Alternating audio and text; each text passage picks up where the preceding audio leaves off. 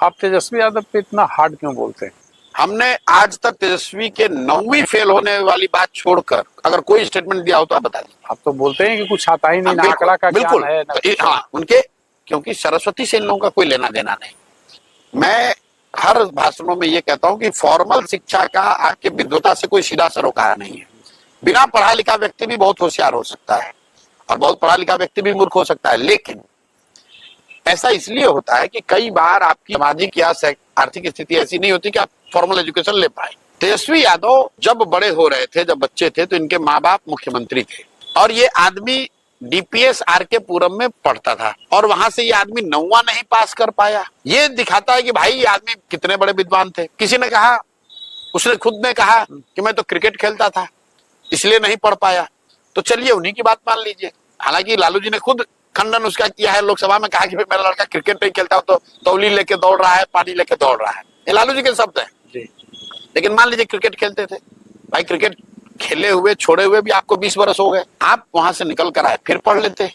हम लोग गांव देहात में सुनते हैं, महिलाएं मिलती हैं, अपनी कहानी बताती हैं कि हमारे पिताजी थे, वहां हमको कोई पढ़ने नहीं दिया। पति के घर जब आए, बच्चे जब हमारे थोड़े बड़े हो गए, तब हमने अपना हाई स्कूल किया, तब मैट्रिक किया, तब हमने आइए किया। भैया, ये शिक्षा के प्रति उस महिला का सम्मान दिखाता है, इस बात को दिखाता है कि वो महिला समझती है कि बिना सरस्वती के, बिना शिक्षा के उसका या उसके बच्चों की तरक्की नहीं हो सकती है। जब मैं कहता हूँ कि लालू तेजस्वी 9th फेल है, तो मैं ये कहता हूँ कि भाई इस आदमी को शिक्षा के प्रति इसका नजरिया क्या है। जब सुविधा थी तब नहीं पढ़े, उसके बाद भाई तुम आज पढ़ लो, आज मैट्रिक का एग्जाम पास कर दो। लालू जी के और जो बच्चे हैं सब जानते हैं, कोई मेडिकल का एग्जाम देके मेडिकल डॉक्टर नहीं बना है, सब व्यवस्था से ही मैनेज करके ही बनाए गए, लेकिन कम से कम मेडिकल का डिग्री तो लिया है। भाई तुम चोरी करके ही पास करो, कम से कम मैट्रिक पास तो करो। जब आप वो भी नहीं करते हैं तो ये दिखाता है कि शिक्षा के प्रति आपका नजरिया क्या है। आप समझते हैं कि इसका कोई वैल्यू ही नहीं है। उन्होंने एक बार विकास दर, उप मुख्यमंत्री थे तो कुछ विकास दर की बात की, तो आपने कहा कि जीडीपी का ज्ञान। नहीं भाई, वो विकास दर की, वो आदमी ने कहा कि बिहार